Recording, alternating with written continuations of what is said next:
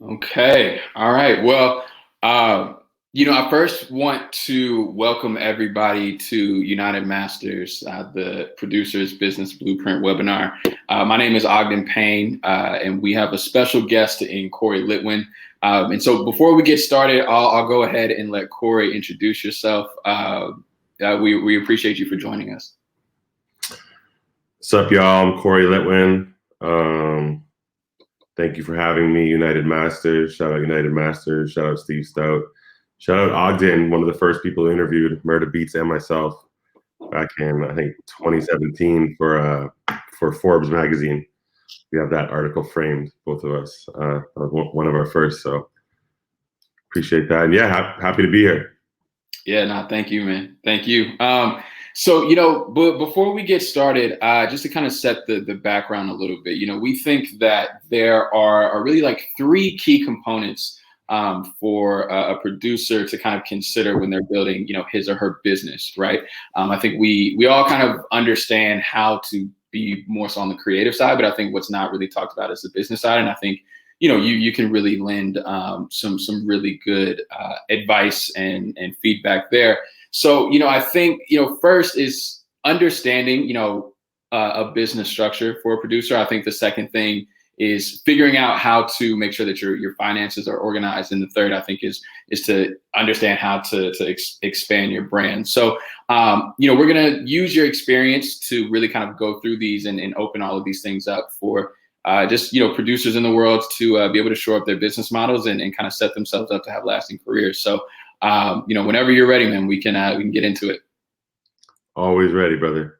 Perfect. So the first kind of section that we have is understanding your business structure, right? And I feel like for you as a manager, especially when you were kind of working with Murda in the early stages, what was the first plan of action that you implemented when you came in? I mean, how did you decide, okay, let's structure this as an actual business, and kind of what was your plan of action there?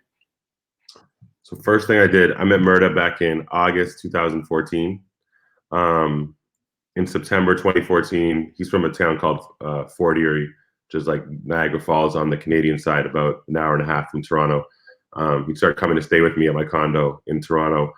First thing we did, business structure, was we created a Murda management email. So it wasn't just him over text doing things anymore. Before we even figured out I was going to be a manager for Murda, we were talking about, am I going to be his A&R, whatever. We weren't sure exactly what was going to happen yet. We were just meeting, getting to know each other, vibing with each other. I was a promoter at the time in Toronto. We made a management email. That was literally the first thing we did. Next, once we were ready to get into a relationship together as manager, artist, / producer, around November 2014, the second thing we did, I guess, was we each incorporated a company for ourselves. That was like the first step really for business structure. I think it's important that you, the producer or artist, or hopefully manager, or someone on your team who's helping you set up your business, has like the big sense and quality that I had at the beginning was knowing that I don't know everything. So I went out and just asked people. I asked other managers. I asked that I knew who worked in music. I asked other people who had businesses, like what the first steps are that I should do. And the advice I got was to incorporate. That's my path. You asked what I first did. I don't know if that's what I would for sure recommend that everyone needs to incorporate right away. I'm not by any means telling everyone you must incorporate from the very beginning, but I think I mean, accountants and people can explain to you the benefits for tax purposes of that. So that was one of the things I did at the very beginning. Well, and then so for Murda, it was having a manager, a real manager, and he incorporated. And then for the management relationship that we had, which was the, I guess, first piece of main business structure for Murda Beatz as a producer, having a manager, we had a contract. I don't know if that fully answers your question. If there's any more. Yeah, no, absolutely. And I think to kind of keep going off of that, as far as when you were putting together this agreement, right? I mean, did Mm. you really know what to put in there, or what were kind of the key components that you knew? Okay, this needs to just kind of be in our standard management agreement. I had no idea.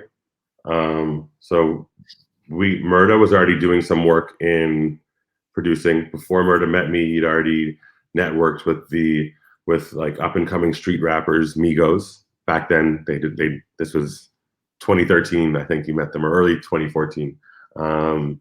He did that on his own over Twitter, and Chief Keef and Lil Durk in Chicago. Um, and so he was already doing some stuff, but didn't have management, didn't have the business side. So he had already started talking to entertainment lawyers. We had an entertainment lawyer help draft some stuff up because I was green. I was a new manager at the time. Murda really believed in me, and I knew I really wanted to work in the music industry. I'd thrown a bunch of concerts and parties throughout Toronto and Canada, and I had a pretty successful grills company. I was making grills for celebrities and stuff. Yeah, we figured out what we thought would be a fair management deal based off entertainment lawyers. We then got an entertainment lawyer in Toronto to help us and to do like what a standard management deal is. And then we put some checks and balances in for myself. I was confident I was going to come to LA. I was going to bring Murda to LA, where we both live now. And through my friends and resources and just ambition, was going to go make it happen for him. And I think we put in the contract, I forget the number was 15 or 20. I think it was 20, but it was like in the first year I had to get introduced or get Murda's beats, get either play Murda's beats for, or like set up meetings with at least, this was something unique that like, I don't know if it was Murda's lawyer thought of it or Murda's parents or Murda himself, to have like 20 introductions or like beats played for legit people in the industry, like someone who works for a label or like an artist who's signed to a label. And I think we did that in like the first week I was out here. But that was just like to make sure that I'm actually going to be able to do what I'm confident and Murda was confident that I'd be able to do. And Yeah, no, absolutely. Absolutely. And so, as you and Murda are kind of building together, I'm curious, like, what tools were you guys using to stay organized as a team? Because I feel like that's something that is not often talked about. There's always okay, we're just going out and I'm gonna send, send Murda's beats to 20 people. And, you see a lot of the front end work, but on the back end, what were you doing as far as organization and structure wise to make sure that things were flowing in a proper process? Yeah, so we're now, we're like 6.5 years in to our relationship together and our journey together. And we're still figuring out ways to get more organized and implement more structure day by day, month by month, constantly growing. At the beginning, it was really the main thing was now that we're in this relationship, even a couple months prior, Murda, you're going to focus on the music and the creative, and I'll handle the business. So like the main first thing for it was all business goes through me. People aren't trying to negotiate with him, and that was hard for. Like I said, he was friends with the Migos before, and as our careers were blossoming, so were theirs. They were, and then other homie rappers and different street people and rappers locally in Canada and then in Buffalo where he's from and everything had to come through and go through email and now have a lawyer deal with things. And as far as organization and structure, I mean, at the beginning, like looking back, I mean, back then I felt like everything was very organized. Looking back now, I think it's chaos. But yeah, I was using notes on my phone. I was trying to keep track of everything. I set reminders. It was me and Murda. It was like we came out to LA. It was his first time coming down here. I'd been here once before on vacation, and we'd have plans. I'd write everything down. So at least for Murda Beatz, for the producer, he no longer just had to have all his thoughts in his head. He'd have an idea. We want to reach this artist. I'd write it down on my phone. We'd have goals, and so already he had a right-hand guy to bounce ideas off of, talk strategy. Like when I said Murda only had to focus on the creative, Murda to this day too, for everything, he's very hands-on. he likes to be involved in everything. And me as a manager, which I don't know if it's unique, but I wouldn't say it's the most common. But I make sure to educate Murda in everything I learn, everything that I hear, I share with him. You know, like I don't keep him in the dark on anything. Like all relationships, and he'd come to meetings with me. I'd go to every session with him, and yeah. Yeah, no, that's perfect. And you know, there's something that I kind of want to go back on a little bit. You said like early on you were a little bit more green, right? As a manager, didn't quite know what was going on. I'm curious for you, as you started to develop, what type of protocols did you start to put in place once Murda started placing more production, right? Like, I mean, was it okay in, you know, the producer agreement, we have to make sure we get this, this, and this? I guess kind of like, how did you standardize your protocols as you guys kind of continue to find more success? Well, something that my mom taught me, shout out my mom, she's actually here visiting. I haven't seen her in over a year. She's visiting my first baby I just had a little over 3 weeks ago. She has a legal background as well. It's something that she really implemented in me at a young age, and she's very good at reminding me things, was to always have everything on paper. So no discussions. There might be discussions over the phone, over text, but everything always confirmed through email. And nothing done without a lawyer. There was never just hopes of things happening.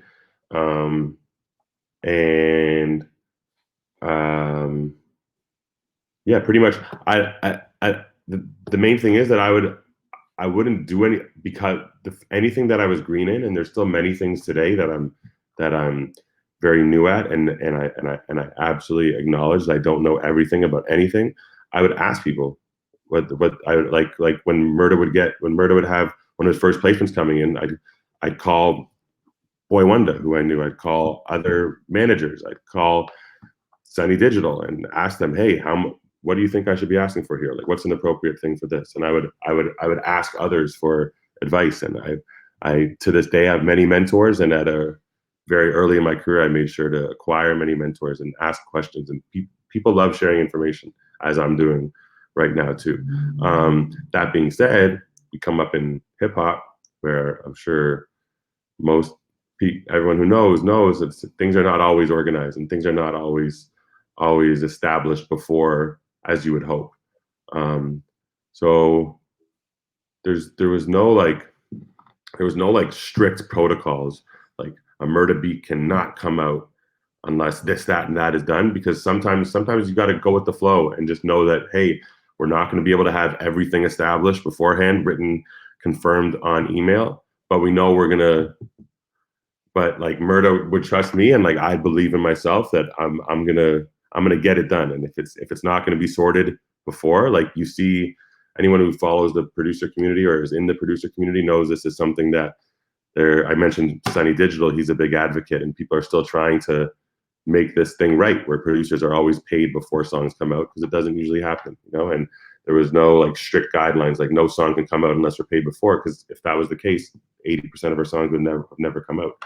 It's just how the music industry is. It's one of the flaws of the industry. But yeah, we make sure I would do my best from our end to make sure that lawyers are. We always have a lawyer from our end involved in the negotiations for everything. I don't pretend to know every detail that needs to be in a contract. It's legal verbiage is a different language to me, just like any language that you guys don't speak yourself. So I rely on lawyers to explain it to me, and yeah, make sure that we do our best to make everything copacetic before the song comes out. Yeah, absolutely. And you know, one other thing that I think is very interesting about, you know, the model that you have, you know, you guys have been able to expand and kind of diversify, you know, Murda's, I guess, kind of quote unquote offerings as, you know, as a business. And so I guess kind of like in your opinion, what are some other things that, you know, producers can do in order to diversify their income streams. I mean, back when we were able to do touring, I know Murda was doing that. I'm sure you guys have some other avenues as well. So I'm curious to kind of know what your thought process is by, expanding a business model for a producer. I think everything's timing. Like when I first met Murda, I didn't really know much about producing and publishing and all that stuff. My vision of Murda and what I was going to do with him is, I'm like, he's very different. He's a white Canadian kid with long hair, named Murda Beatz, who's making really hard rap beats with like the hard to get to street rappers in Chicago and Atlanta. And it's a very unique brand that doesn't exist. And like, I'm gonna turn this into be like, my vision was like Calvin Harris, who was like the GOAT, biggest at that time, 2014, of hip hop. He's gonna be DJing, playing rap music in front of 100,000 people, which happened last Coachella. So we ended up getting there, but like for the first 3 years, Murda wouldn't even hear it. He's like, I'm not ready. Like one day, at first he was like, "No, that's not gonna happen," and I'm like, "No, not yet." But so I'll answer your exact question in a second. But yeah, there's many different ways that you can make money, but I think it's very important to keep the focus. And if you're trying to become a great producer, do that first. Like don't worry, don't get distracted, and that you now also need to be figuring out this and that and your merch side of things and all that. Like that will just take away your focus and hours and bandwidth in becoming a great producer first. And it takes a lot of work, and it takes a lot of being in the right place at the right time, and networking and relationships and everything. Just a lot of grind. And Murda stayed just focused on producing, and I stayed just focused on Murda. I didn't have another client until 2020, January 2020, and there was many of the big ones today that were asking to work earlier. Now I have a big roster, but we stayed focused till we got those Grammys, till we got those nominations, till we got those #1 records, till we got Spotify Producer of the Year, 2018. Like we didn't start merch or touring before that. We stayed tunnel vision focused. That being said, there's touring, but all that's off of your brand. And the thing is, it's like, as a producer, if you're known as a producer, you're everything. Like me and Murda are partners with this new booming beverage called psychedelic water now. That's going crazy. It's viral. We created a new beverage category. There's a ton of different avenues that we have now for revenue streams, but all of that's based off of the success of the music that he makes. If he's not making music, these other opportunities aren't there. So it's there's many other things that you can do, but if you're going to be a producer, your main focus needs to be on being the best producer. And then I think building your team and building the right team, not feeling like you need to rush into having a manager and a publisher and all that, because a lot of people sign bad deals early in their career, and that cripples their career for the next 3 to 6 to forever years. So I think I mean, if you want me to get into detail, and I'm happy to, but all the different ways to make money, there's a bunch. But I think the main thing is every move needs to be calculated. Like everything that you're doing should be complementing your ride to your path to becoming a great and successful producer. That would be my advice. Not distracted by everything else. Yeah. No, absolutely. And you know what? So, okay, let's say, okay, I have the business structure down. I have, a manager, I have, maybe a small team. I think, the other piece of the formula is, okay, what do I now do with this money that might be coming in, right? And I'm curious for you, once you guys earned, your the first advance or whatever, the sum was. I'm, not necessarily trying to get into your pockets, but what I'm curious is, where did that money go, and where did it go first? What should be done first when a producer gets their advance? So it's funny. I was just thinking about this as it popped up on the screen, but we just closed a publishing deal for a new producer I'm managing named Young Dizza from Serbia. He has the #1 song on radio right now, and #2 on Billboard. Well, not this past week because of Drake's 1, 2, 3, but he produced Up by Cardi B, and like what I was telling him when we were doing the negotiations of the pub deal is your first deal is not your buy your mom a house deal. It's not your buying a house, buying a big car. Your first deal should be investing back into yourself, because your first deal is an advance of money to keyword advance. It's not a payment for work done. It's an advance on what's about to come. It's an advance to help you create a successful career. I think that's something really important for people to understand too.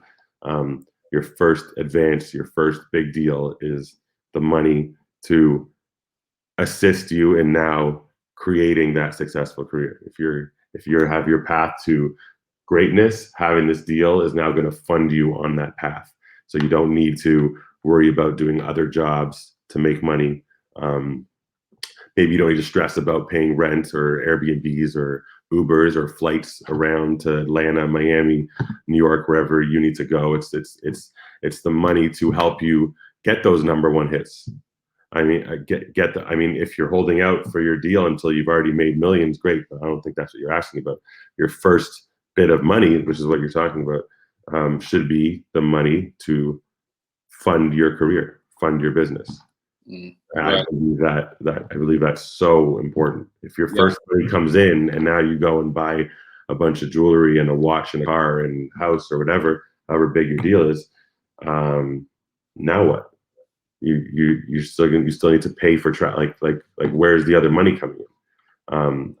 I think it's very important that your first money is put into your business, and is the title on the screen says budgeting. I think it's important to create a budget. That might be an appropriate time when you first have money come in. You're gonna have to, money comes in, money needs to go out for taxes. So that's the time. That is the time to get a business manager or at least a good accountant. And I think it's important to talk with them and whoever else in your team has credentials to advise on things like that or experience advising that and budget, like the title of the section 2 says here. It's budgeting, and so you can continue living and continue working, because your first deal does not make you Swiss Beats and Timbaland selling your verses and catalogs and all that. Your first deal is the start of your career, so you got to budget for the next stage of your career. Right, absolutely. And so, I'm curious too. Let's, kind of take it to even a place where there's not a lot of money on the table. Let's say, there's a producer and they're working with an artist, and this is an opportunity to kind of either get your foot in the door, or this is an opportunity for, maybe there's an artist that, the song has a chance of really going, but the artist doesn't have much money to pay, or won't be able to pay, a producer for their production. How do you make sure that you're still compensated in some way? Well, yeah, that's a lot of the decisions early on for a producer. And like I said, I have a pretty big roster now. So I had this discussion earlier today with one of my employees and a producer that we co-manage named Finesse in Italy. Without getting into his business, happens with a bunch of people where sometimes there's an artist who doesn't have a budget, but it would be a good opportunity, and you just need to weigh it, because there's pros and cons. Because in building your brand, you want to establish that your beats are not free beats. Your beats are not $100 beats anymore. Your beats are not beats that you can lease off of YouTube or BeatStars or wherever else you're, like as you're trying to establish yourself, you got to stop that. That was something I think once I started managing Murda, he immediately stopped leasing and selling beats for a little bit of money because you didn't want to dilute the brand, so it's important to protect your brand. But then also sometimes there's artists, especially international artists, a lot of artists in the Latin space and a lot of artists in different territories in Europe. They're not used to paying producers for money. And so usually what I do in these situations is I say, well, if we're not getting paid up front, definitely need a bigger piece of the song, some more money on the back end. So it's, we're investing our time and giving away some of our intellectual property music for your guy's song. We want a bigger piece of the song. If the song is, sure, we won't take money up front, but if the song is going to be a success and make a lot of money, we want to be a part of that too. And that's usually okay. And that's usually what I do with any of my clients. If we're taking less money than we would normally ask for up front, then I want a bigger piece of the back end. If the song does well, I want to be making more. If you can't afford it now, and that's just in those situations where we are willing to work with someone and take less money. And what we look at is the opportunity. Each case is different. There's not like a general answer for this, but will giving this beat to this artist and having this song improve your brand? Will it help further your career? Because at the end of the day, the money that comes in, like I said in the last question, should be going towards furthering your career anyway, or doing whatever is needed in order for you to reach ultimate success and your dreams. So is this song going to help that? If it isn't, then if it's not going to help that, then no. Sometimes it's good to say no too. But yeah, each case is different, and I hope that answers the question.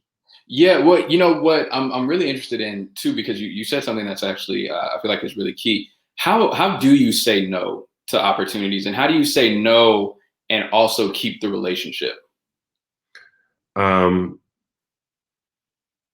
think it's people can respect if you say this is what my client needs. In order to do this song, we can give you a heavily discounted rate, but we need at least X.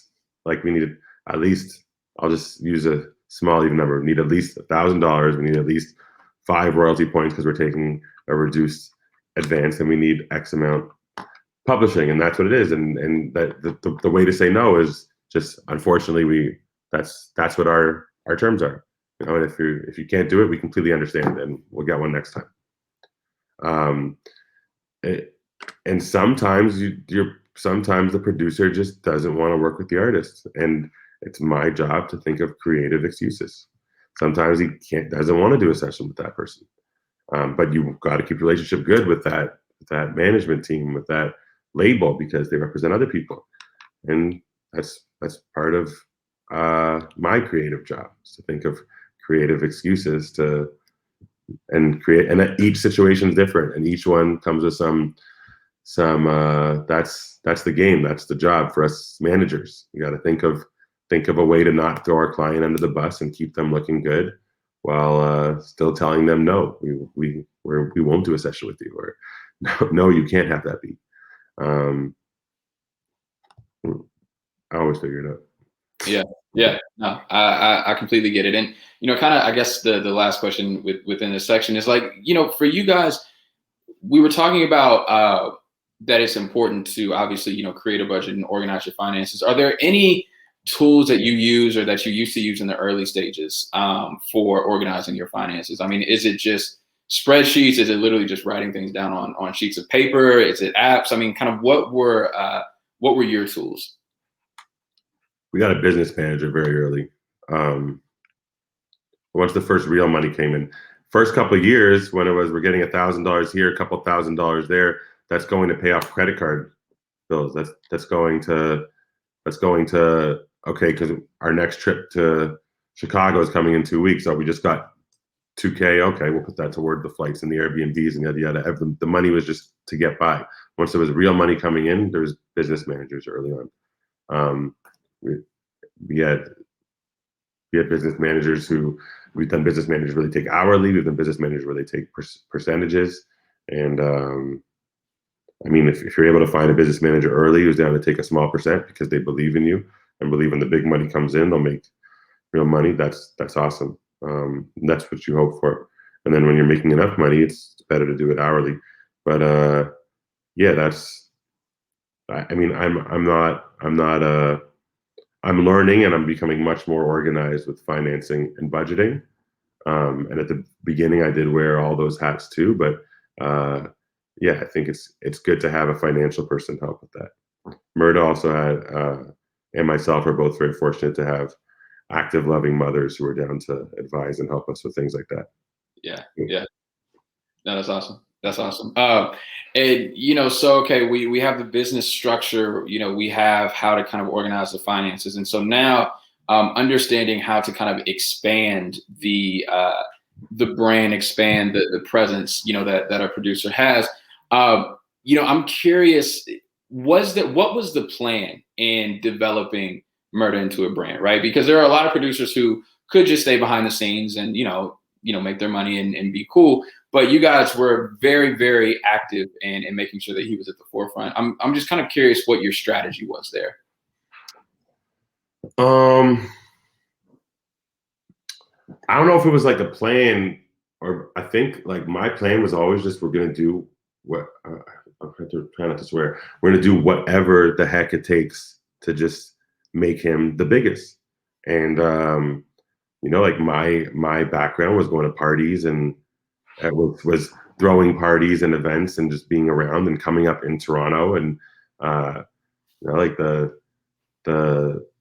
late 2000s. I'm the same age as Drake. I helped put on his first concert in Toronto. I helped with some of the early weekends, first few big shows, and being around that as the Toronto scene is booming. That was my background, and a lot of the beginning with Murda was bringing him to a lot of parties and getting into all those events and getting backstage. And Murda's not asking people for pictures, but I'm making sure he's getting in a picture with every single person. A lot of my beginning moving around was I had a girls company, not because I wanted to be a jeweler, but because I wanted a product to offer these celebrities that I was always around. I wanted to not just be a guy who could make friends with these guys and hang out with them. Like I had a dream of doing something big in the entertainment industry and making those grills at that time when grills were a huge social trend back in like 2013, 2016 when I was doing it. It was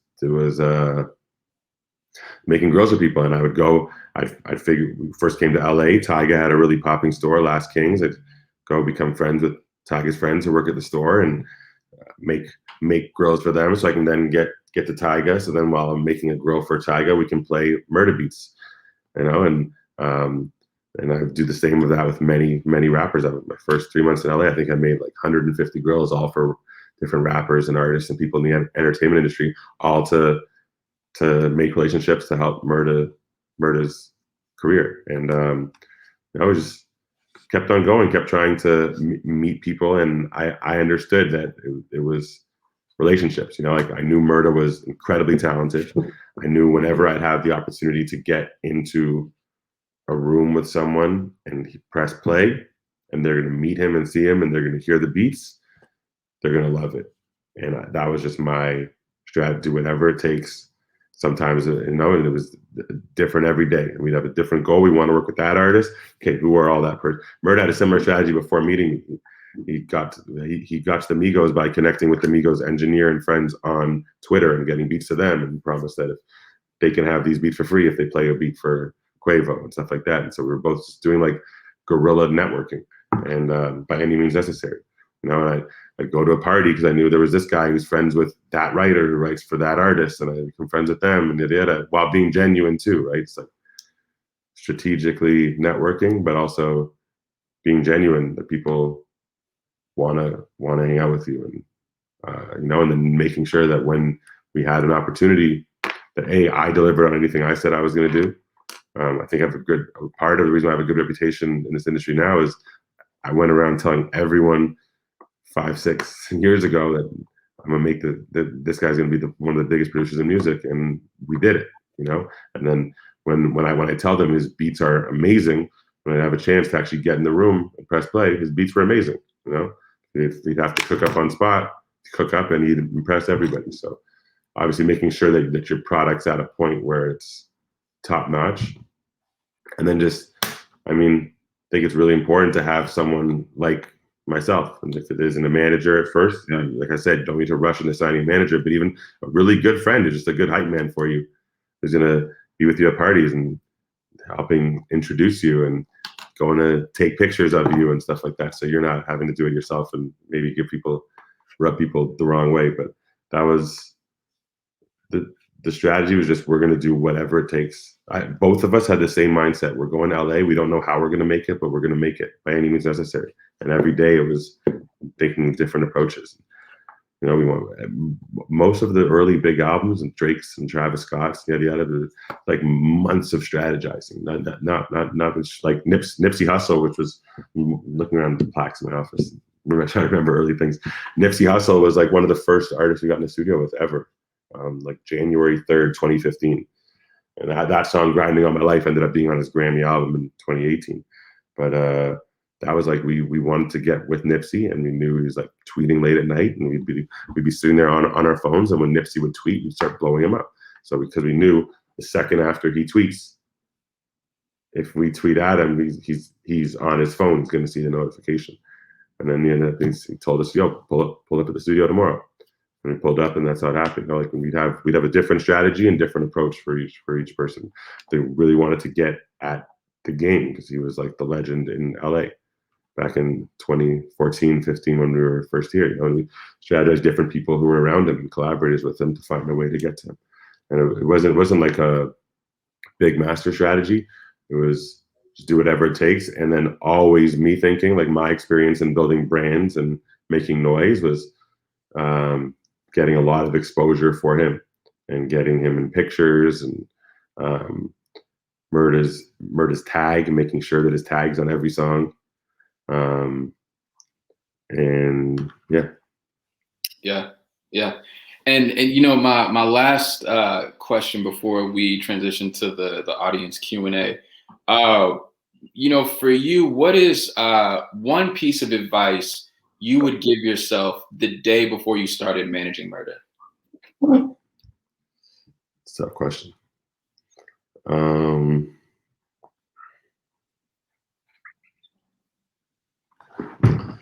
don't know, because like I said, if I look back, like, stuff was chaos. But I don't know if I would have done things differently, because like everything that I did led to where we're at now. One piece of advice, I think, just listen to your gut. I think the only time we ever really screwed up was times where we didn't listen to our gut. I think, like, your gut is your higher power, higher conscious, whatever you believe in, telling you what's right. And I think, like, that's also what my mom instilled in me when I was younger. Like, listen to your gut. You know, if your gut telling you this is what you're supposed to do, because there was times where we were broke and things weren't going great, or health wasn't good. We were grinding so hard, not sleeping, away from home for so long. We're from Canada. We didn't know, and like friends and family and people, like, what are you doing? You know, and even your own mind questioning things, but you listen to your gut. It's like, yeah, this is what you're supposed to be doing. You know, like, if you don't feel, your gut is not telling you, when you're quiet yourself and you don't feel like, this is what I should be doing, maybe slow down and take time. But yeah, like, I think that's really like the big advice that I would give, because yeah, everything we did led to where we're at now. And I think we're still very early in both of our careers, Murda and myself. Yeah. Absolutely. Well, you know, that wraps it up for, you know, just our part of the discussion. You know, we'll open it up for audience Q&A here in a second. But, you know, I first just want to say thank you, Cory, for all that, and appreciate your time. For sure, man. Okay, let's see. Uh, let's see. From an up and coming rap artist perspective, who should be the next team member after the manager?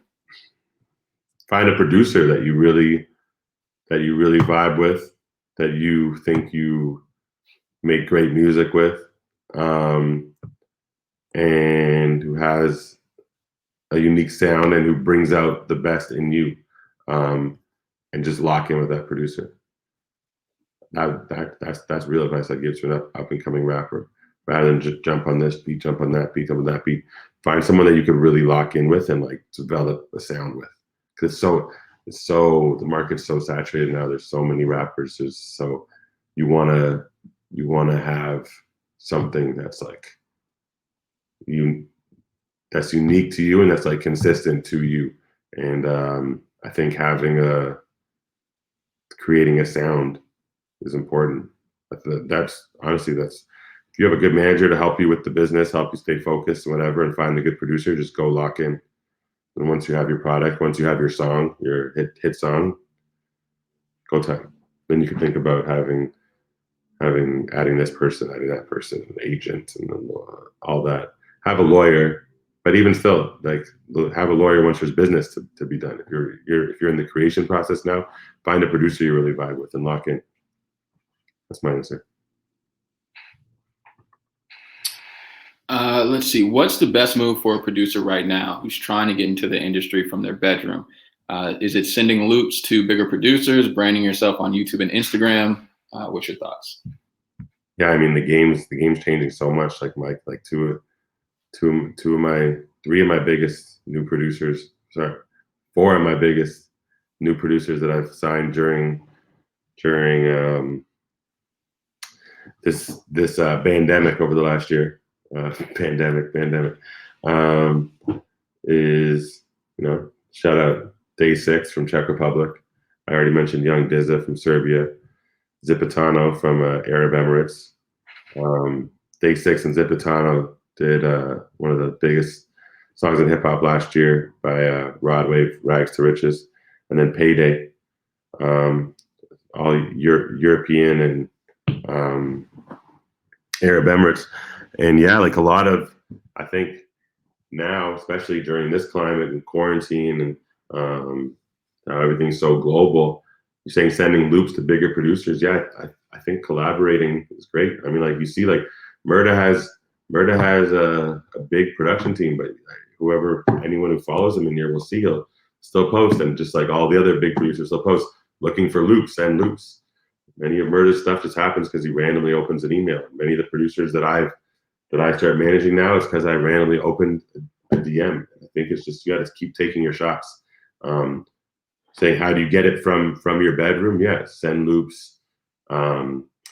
Just be in the community. Go on Discord. I don't use Discord, but I hear a lot of producers do. Connect, make relationships. It's funny, Murda at the beginning of his career, and then I mentioned Finesse from Italy. He's met a lot of producers playing Xbox. Just whatever your way is to network. So like I said, Discord, there's Xbox, there's BeatStars, and there's different chat rooms, and Instagram obviously is a huge thing, and email. Just network and go make some relationships and just collaborate.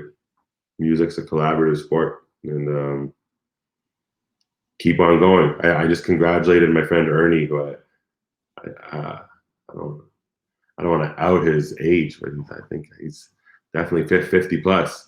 And he just won a Grammy with Ice-T for his band Body Count. He's been playing the guitar professionally at a high level since I think definitely before I was born, but like late 70s, 80s, whatever. And I said, congrats, he won his first Grammy. And he said, if you keep swinging, you're gonna eventually hit the ball. And that's what you gotta do, man. Like the only way you ever fail is by giving up. So just send loops to bigger producers. Yeah, send loops to 1,000 bigger producers until you make a couple good relationships, and then keep on going. And if you keep going, you will succeed. If you stop before you succeed, then you don't succeed. If you keep going, you'll succeed. I believe that. Absolutely. Okay, let's see. What are your thoughts on major artists taking advantage of producers on the come up and using their tracks without crediting them appropriately?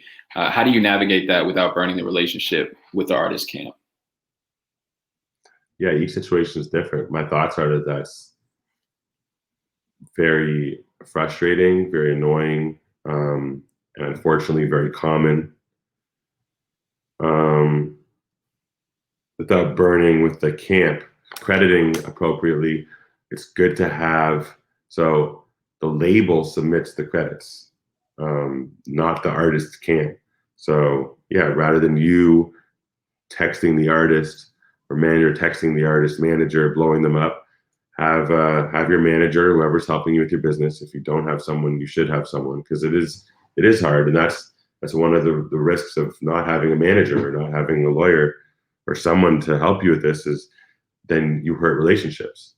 When you have to go say when you have to go get mad at the artist or approach them with something uncomfortable, like saying like, hey, I need to be paid, or whatever. An artist doesn't want to deal with that. You might burn a bridge like that. You need a manager to be hitting up. I'd recommend the label first to fix the credits. And in situations where you're not only not appropriately credited, but they're crediting someone else, and there's some foul play, and they're intentionally not crediting you and trying to do it to another producer. Sometimes legal action needs to be taken. But yeah, to answer your question, how not burn the relationship, have someone you trust, even if it starts with a friend. One of the best managers I know now. Shout out Simon Stees, owner of Isla or Isla Management. He was Boy Wonder's friend, and Boy Wonder asked him to help him in the situation because he didn't want to get on the call and deal with an artist conflict. And now he's a couple years later, he's on the Forbes 30 under 30 list. He has the number 2 and number 3 song on Billboard right now, and many of the top producers in music. And doesn't have just someone who you trust, that like even if you're telling them what to say, but they're the ones doing it, so you're not burning your relationship. That's what I'm here for as a manager, to protect my clients. Period. Pretty much that's it, to protect my clients, And I think relationships are the most important. So it's to not burn the bridges. But in a case where there's foul play and you're not getting credited or not getting paid, you might need to take legal action. But then also, same thing. Everything, there's cost and reward. You gotta assess each situation. And sometimes there's a compromise that you might not think is the most fair in the situation, but sometimes it's part of just paying your dues, and it might hurt your career more and hurt your pockets more to go try to do a legal case over something than maybe compromising and keeping things going. But yeah, I don't think anyone ever deserves to be taken advantage of, and I think it's just important. This is the purpose of this talk, and with the role of a manager and having a team. I think this is a prime example of why you need a team and someone to handle for you. Yeah, absolutely. And the last couple of questions, I don't know if it'll pop up on the screen, but I do know one of the questions from the audience is, what are some of the marketing tools that you use? A tag. A good recognizable tag that sounds good on songs too. Like I think Murda's got a pretty recognizable tag. That helps. Having something like unique about your image and about your sound. Like not just having a cool look, like you're like people can recognize that something's a Murda beat. I think people can recognize when something's a Boy Wonder beat and a Jetson beat. Like they have distinctive styles and bounces, and beyond just the tag. Instagram's obviously a big marketing tool. And yeah, like when it was time to take things to the next level, we hired PR. PR helps. PR is important. I don't think it's important. But it's everything's timing too. Like I hear from producers who are just starting out, they want to get PR now. Like you want to have a story to tell, not just that you're a dope producer trying to come up. When you have that big hit, it's time to bring in PR. But yeah, I think just something. There's so many people, and there's so much exposure, and it's so easy to network now and stuff online. I think it's important to have something that differentiates you by your look, something unique in your look, in your name, in your sound, in your style of your visuals, and in your styles of your beats and the sound itself. Yeah, and consistency too. Like to have like an actual like brand identity and be consistent. Absolutely. And the last question, and we'll go ahead and wrap it up. How do you start to invest in yourself with a low income? How do you start to invest in yourself in a low income? I mean, we had very low to no income at the beginning, and there takes a lot of finesse, and everyone's situation's different, and find ways that you can do things cheap. Find ways to get in the studios that you don't have to pay for, and then while you're there, you meet other people and keep things going. Go make a relationship with people that you can crash on their couch. Like we did not have our own houses until within the past year. When we rented a little before that, and we stayed at a lot of people's houses and couches, and we're in nice shared rooms and floors, and like being willing to be uncomfortable, and yeah, just doing things with strategy and with purpose. Yeah, that's it. Not everyone's going to have money at the beginning. Like all my friends who are successful in this industry, so executives, artists, they all have stories where they had to sleep in their car, or were almost homeless, or use their last dollar for this plane ticket, and did whatever it takes. You got to be down to do whatever it takes. You got to not, that's it. Yeah. No, Cory, this has been great. Thank you so much for your time. Thank you, thank you everybody for tuning in. Thank you, UnitedMasters. This has been the Producer's Business Blueprint. And Cory, again, thank you so much. My pleasure. Thanks for having me, guys. All right.